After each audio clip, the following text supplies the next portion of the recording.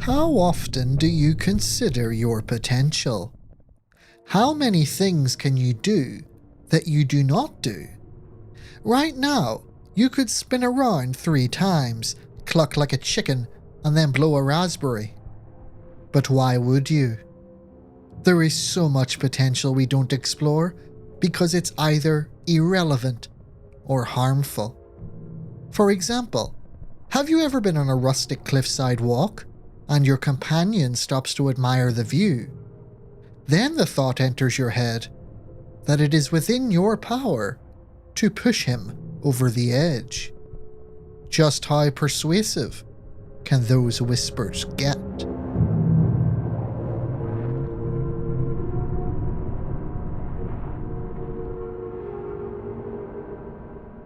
Ashley tapped her pink socked toes impatiently on the carpet outside the bathroom.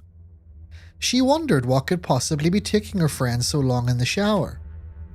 Letting out a huff, she tapped smartly on the door and called out, "Are you going to sleep in there tonight or what?" "1 minute," April chirped back. She was never one to bend to peer pressure, much to Ashley's irritation, so she went back to tapping out a rhythm with her foot and trying not to think about how badly she needed to pee. Just as she was sure she was going to leak, the door popped open, and April's sunny smile appeared in the doorway. Her swarthy skin was warm under the hallway lights. "Done," she said, flicking her head back with her trademark carefree attitude. "She's all yours." "Thanks," Ashley said. "You were in it that long. They should name it the April Suite." "I just had to vote out President Bush." There was a moment of high-strung silence. Then the 2 best friends fell over each other in glistening giggles. As is the wont of teenage girls around the world, April and Ashley were fond connoisseurs of the sleepover. That ancient tradition of giggling, snacking, and staying up late in your pajamas. The pair were not the kind to disrespect such time-honoured habits, so that Saturday night there were Doritos in a bowl and soda in the can, while the TV blared in the background. But just as it is traditional for these things to occur, so too is it customary to become rather bored with the limited entertainment offerings on television after 11 p.m. This resulted in a vain attempt at downloading a movie over LimeWire, but when the glass PC screen read out, "Estimated time of arrival, 18 hours, Ashley turned the thing off and hurled some well-chosen words of abuse in its direction. Huffing, she threw herself back onto the double bed, just missing April's bare feet. "What now?" April said, tossing her diary onto the bedside table. "I'm not watching The Ring again," Ashley said. April's parents never bought her any new DVDs. She felt like the films they'd watched so many times they knew the script off by heart. "Mean Girls?" she suggested. "No." "Donnie Darko?" "No." "No!" Ashley dramatically slammed the pillow with her hand, then plopped her head down on it in a final sort of way. "Well, gee, Ash, we could just, talk to each other." "Why would I want to do something like that?" she said with ratty sarcasm. "It's not easy having you in my ear either, but sometimes we just have to deal." "Oh, sassy," Ashley simpered, staring over at her friend with lively eyes. The pair settled down into inane chatter, but just as it seemed that they were on their way to falling asleep, a troubled look came over April's face. "Ash," she said, somewhat heavily, "did you get a chance to think about the thing from last week?" "Oh." Ashley felt the air stick in her throat. She had not, in fact, considered her friend's proposal. She did not want to be seen as having neglected her friend's heartfelt advice. "Yeah, sure I did," she lied. "Well, I still don't really get how it's meant to work," Ashley stalled. Like I said, if you want it squatting behind to move out, you've got to give it something to make it worth its while." "And that's the only thing that's big enough?" Ashley inquired. "There's nothing else?" "It's the biggest thing we can get our hands on." If you can think of anything better, I'm all ears. Ashley considered this for a moment. In the end, she had to concede that April had a point. They were both still in high school, too young to drive, and they both still relied on donations from their parents just to afford snacks. You're right, Ashley sighed. Like always. Yeah. That is where the affair was left hanging for the next 3 weeks. However, upon the resumption of the high school semester, the opportunity emerged to make the splash they'd been eagerly anticipating. Hey girl, April called, flashing her heart-stopping smile. Hi there, a lanky girl with grey eyes responded, her hands permanently seeking shelter within her pockets. Did you have a good vacation? Yeah, great, she said, her voice timid as she stared at her feet. Ash! Hey Ash! April called, waving down Ashley, who had just come out of her class. Hearing the summons, she trotted, weighed down by the rather weighty number of books she had in her backpack for that semester. Hey, she gasped, trying to get her breath. This is Paula, April said. I told you about her, remember? She stepped back and opened her arms, like she was about to hug both of them at once. Paula, this is Ashley. Ashley, this is Paula. The two girls greeted each other awkwardly. Ashley could see why April had zoomed in on Paula. She struggled to make friends, was socially awkward, and was probably bullied to within an inch of her life. April was good with this type of person. She could bring them out of their shells, and somehow, her infectious self-confidence would slowly spread to her new apprentice. Ashley should know. This is exactly what April did for her, but a few years ago. Is it true your uncle's a prepper? Ashley asked April, hoping to break the awkwardness.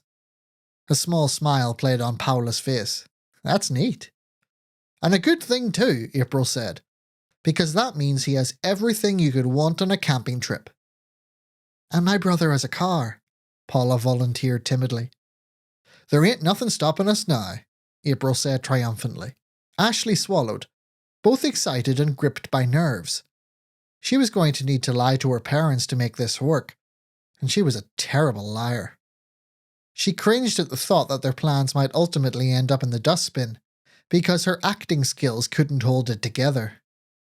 Then let's do it, Ashley said. She put on a braver face than was entirely honest. The next month was a series of rapid and intense bursts of clandestine preparation. There was absolutely no chance any of their parents would sanction a camping trip with just the three of them and no adult supervision. As a result, all preparation had to go under the radar, and an alibi had to be drafted. They settled on claiming they were going to a youth Bible study camp based on a leaflet April had found in a nearby park. Thankfully, all three sets of parents were glad that their children were so eager to learn more about God and enthusiastically approved their scheme. They even recruited Paula's apathetic older brother to drive them out. He knew they were lying, and he didn't care.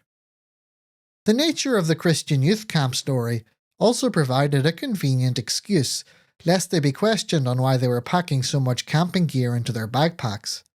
The time between then and the big day seemed, at the same time, to drag by, and yet to barely take any time at all.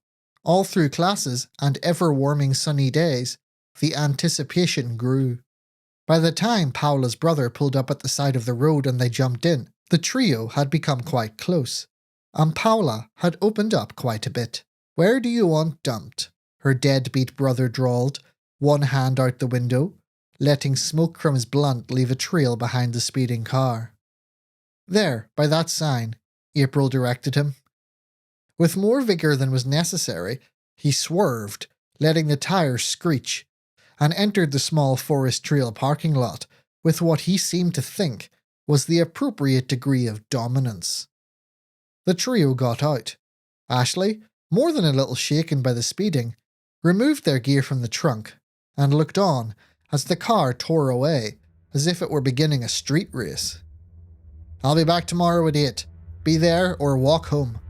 Her brother's voice echoed from the driver's seat window through the cloud of black exhaust fumes he left in his wake. No offense, Paula, but your brother's a jerk, April commented with distaste. She smiled apologetically. But he's got a car, right? He's got to be good for something. Come on, I know the best spot, April said, and led the trio off on their long-anticipated adventure. How did you find this place? Ashley asked, as they veered sharply off the established walking trail and into the wilds. Dad says my ancestors came from here, April explained. This is their land, and they know every stone and tree. I thought you said they emigrated from Morocco, Paula said. That's right, but they say they married some Native Americans when they got here.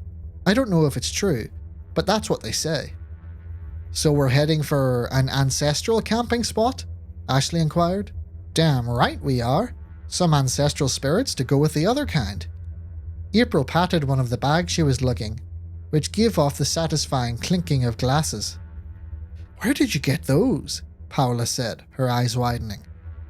Apparently, preppers want to have something to drink when the end of the world comes around. No arguments there, Ashley said. The trek to the spot was unexpectedly severe.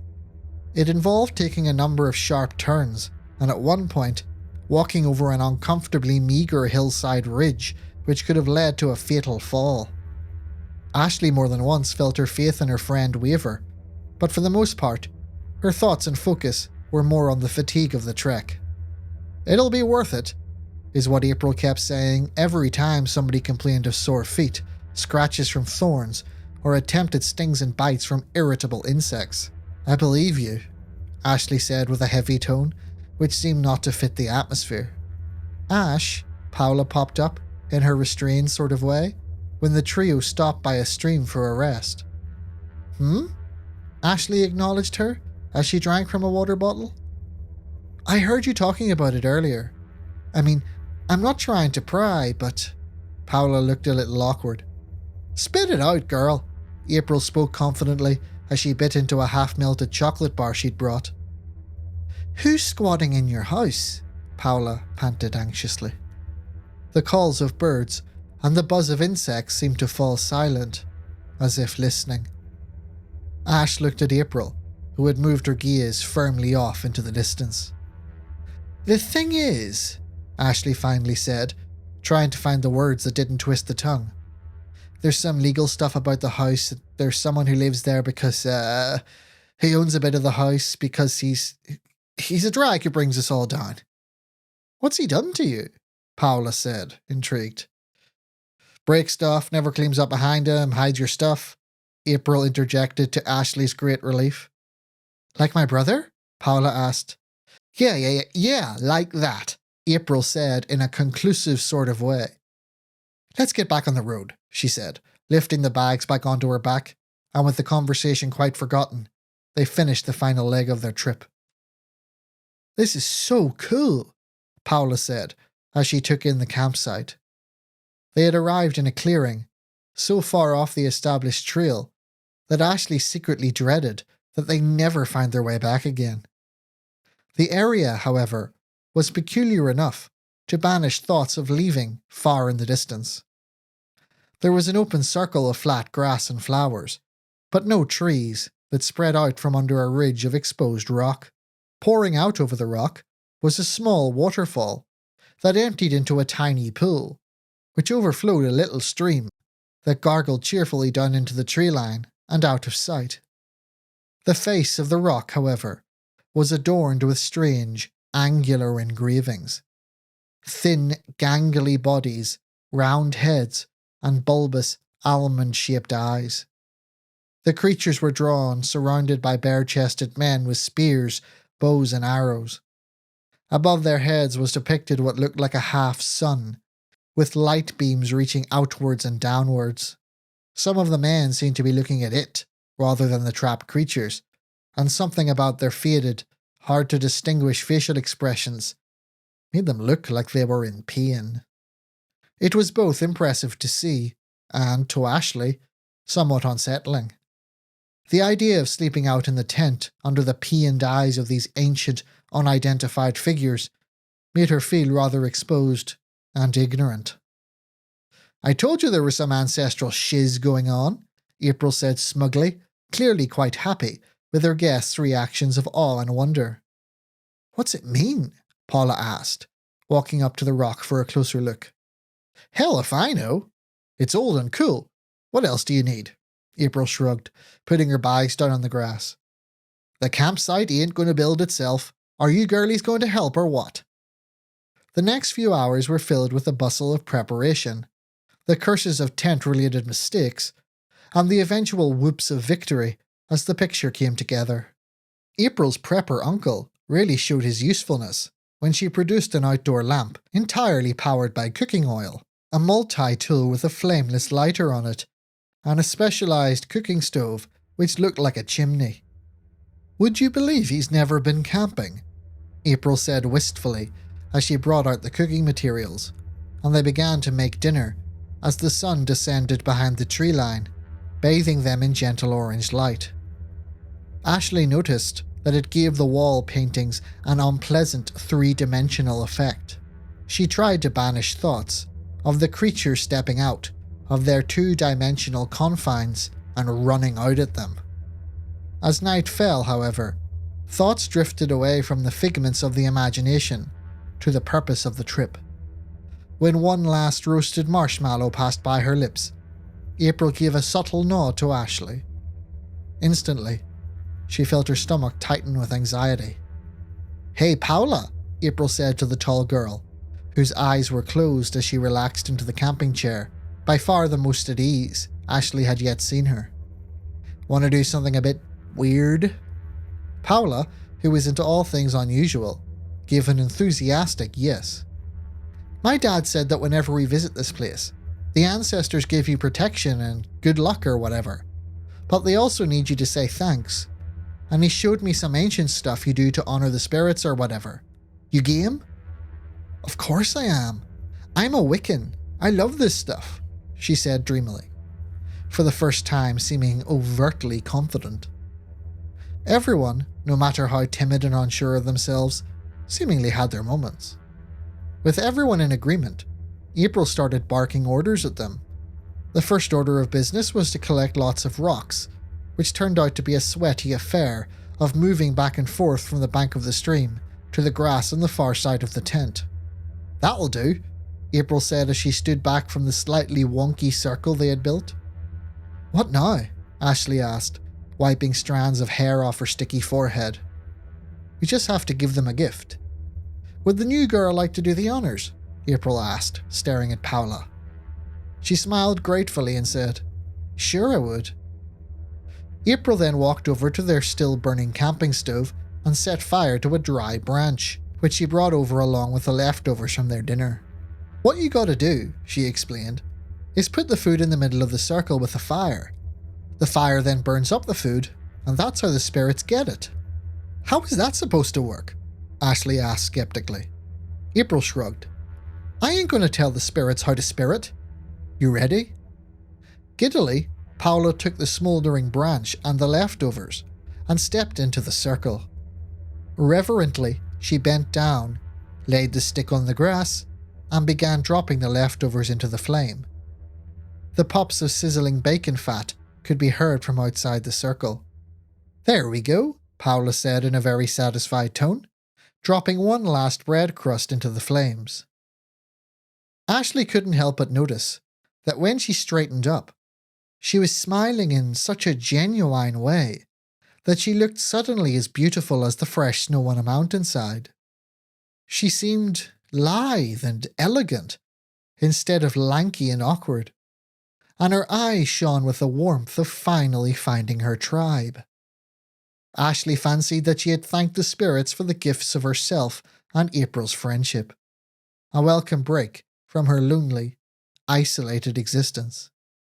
A mere heartbeat into its existence, Paula's look of gratitude and satisfaction deformed into a wide-eyed, mouth-opened mask of instant horror.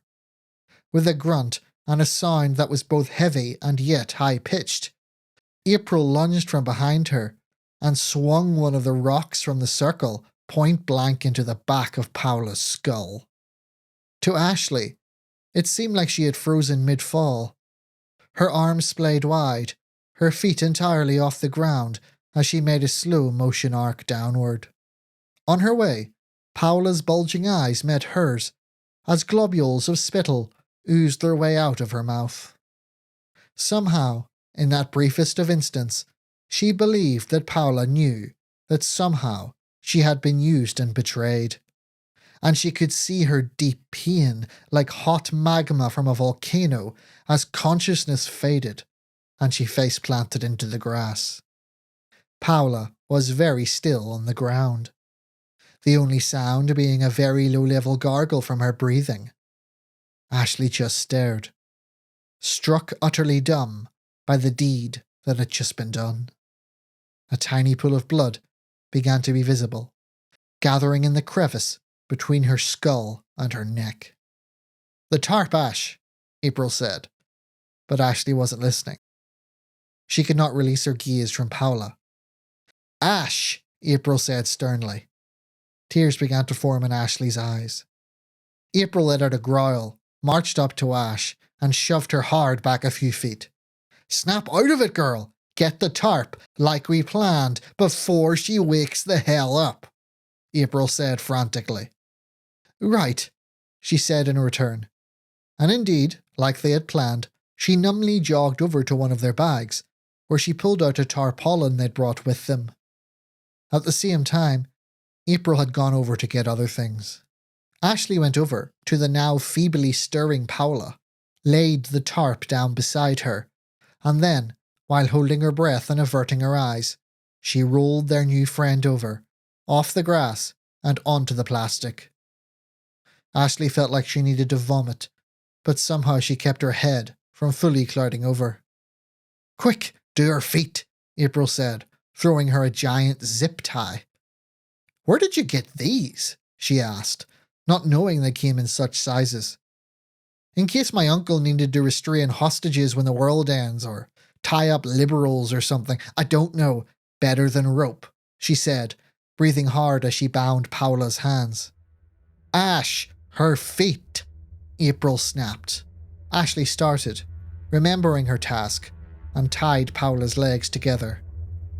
April produced a dish rag and rammed it into her mouth to prevent Paola, who was regaining consciousness, from making too much noise.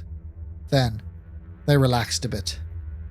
"Okay," April said, letting out a deep sigh and throwing off her jacket, the affair having made her sweaty and hot. "She's not going anywhere." "No, she isn't," Ashley agreed, her voice weak. April put her hands firmly on Ashley's shoulders and gave her a hard look. "There's no going back now, girl. Are you ready?" she demanded. Ashley nodded, too tearful to speak. The pair brought over a bag and sat it beside the tarpaulin, where Paola, now very much awake, struggled in vain, her screams of desperation muffled. Ashley did her best not to look at her face. April kneeled down, her kneecap planted in the side of Paula's face, bent to the side, and Ashley sat her backside on Paola's legs, keeping her relatively still. From the bag, April pulled out a serrated curved blade with a dull carbon steel sheen and a poisonous acid green hilt. It looked like the tooth of some mythical dragon. "What sort of knife is that?" Ashley said, horror-struck. "Zombie knife. Uncle's got a whole bunch of them, for zombie apocalypse survival or whatever." She handed it to Ashley. "It came in handy in the end, I guess," she finished with a dark chuckle. "What now?" Ashley asked, holding the knife reluctantly. She could not, however, avoid noticing the way the knife sat perfectly in hand, in a reassuring way, as if it were pledging its deadly service and loyalty to her. "Ask them for help," April said. "Just in your head. They'll hear you." Reluctantly, Ashley looked up at the creatures depicted on the rock, their forms lit by the flickering of the campfire and oil lamps, making it look like they were moving across the face of the stone. Once she had offered up her prayer, she brought her attention back to April. "It's done," she said. Before April could respond, Paola gave an unexpectedly violent jerk from below, and it was nearly enough to throw Ashley off of her. "Pipe down," April barked, thrusting one of her elbows into Paola's ribs. Looking back at Ashley, she said, "Now make the offering." Ashley looked down at the blade in her hand, and shaking vigorously, cut a slice through Paola's t-shirt, which she threw open to expose her flesh. Glowing white under the half moon on one side, and flickering orange in the firelight on the other. She sat up straight, raised her hands, and pointed the blade directly downwards. She closed her eyes and gripped the blade tightly. She raised the blade high, and then she froze. "I can't," she exploded, tears flowing freely down her face. "I can't," she repeated, lowering the blade so it pointed harmlessly off to the side. "Girl!" April yelled, fear in her eyes at Ashley's lack of nerve. "You've gotta!" "But I can't." "Look at me," she said. Ashley shook her head. April reached over and slapped Ashley hard around the face. "Look at me!" Ashley looked at her. "Do you want the squatter gone? Yes or no?" "Yes," Ashley whispered. "How badly?" April demanded. "More than anything." "Then why can't you do it?" "She doesn't deserve it," Ashley said. "And do you deserve being tortured? What about you? Mom and Dad? Or your cousins? Or any kids you guys might have? Do they deserve the squatter ruining their lives?" "No," Ashley choked, nearly incoherent with despair. "Then do it," she said, pointing down at Paola's exposed torso. "You're giving up one life and saving like 10 others. It's worth it." Breathing raggedly, Ashley once again brought up the blade and positioned it above the vulnerable meat of Paola's stomach. Shaking violently, Ashley steeled herself. "It's worth it," April reiterated, her voice pulsing with certainty. With the cry of a suffocating infant, Ashley banished all hesitancy and thrust the blade downward. She barely felt the flesh resist as the blade pushed down inside, right to the hilt. It wasn't until she felt the cool touch of Paola's skin on the edge of her own hands that she realized the stabbing was complete. It was so quick and easy. Paola's body offered only feeble spasms of resistance. Ashley pulled up the blade slowly and watched it be gripped lightly by flesh upon removal, the lips of skin clinging to the blade before falling back to a flat orientation when the blade came free. "I don't think that'll do it," April said slowly, noting the strike was nowhere near anything vital. Ashley did not hear her, however. All she could feel was the blade and the power she had. Then, out of nowhere, she began stabbing. Plunge, release, plunge, release. Every stab accompanied by an animal growl, every release with a shriek. Ashley moved methodically, like the head of a typewriter, across, then up, and across Paola's body. Stabbing, stabbing, stabbing. Each stab she offered up to the spirits, in the hope that each would represent another barrier of protection for her tortured family. Soon, Paola's torso was an unrecognizable slab of blitzed gore and viscera. Flesh and fat were stained with varying shades of red.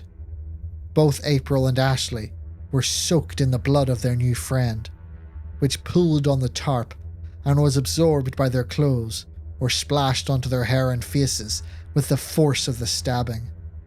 Paola was long dead by the time Ashley pulled back from the frenzy and dropped the knife into the ragged hole of the dead girl's stomach and left it there. In the moment, Ashley was struck by how she felt. The one overriding thought that came with the blood in her hands was a strange understanding and appreciation for the squatter.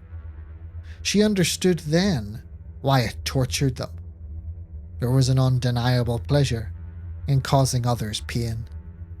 I think that did it, April said, looking at Ashley with what was almost fear at her unexpected aggression. Wordlessly, Ashley got up and waited for April's instructions. Following her lead, they both took off their blood-stained clothes and threw them over the corpse, along with everything that touched it. Then, they rolled the tarp up, cocooning the body and the evidence. They then bound the package with more zip ties. Working together, they lifted the cadaver, walked over to the pool beneath the waterfall, and dropped it into it. There's caves under there it'll get pulled into. The spirits will take care of the body, April said, as they shone a torch into the dark water. They saw the shape of the tarp being pulled backwards under the waterfall, somewhere unseen. In fresh clothes, the pair stood. Ashley had not spoken a word since the deed was done. April took her hand, and they walked over to the edge of the clearing and looked down a hill into the darkness of the trees, knowing the stream ran down somewhere unseen below them. Here it is, April said, and passed a necklace with a lockable pendant to Ashley. Inside is some soil from the circle and some blood from the offering. As long as this is in your house, you'll be protected from the squatter. Don't lose it, and never open it. Ashley nodded and put it on, tucking it down her t-shirt and out of sight. April then embraced her friend and held her close. It was worth it. And so is this, she said.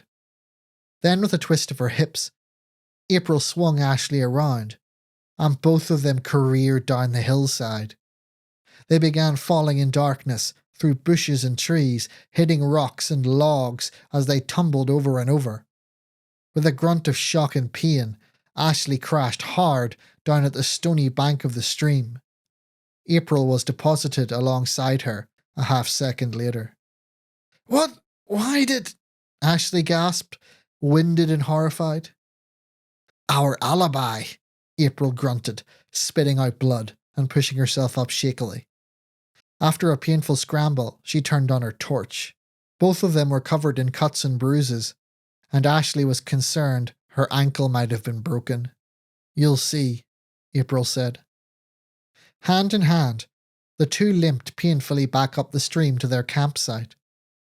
April had a particularly large piece of jagged wood sticking out of her shoulder that somehow her friend was managing to ignore.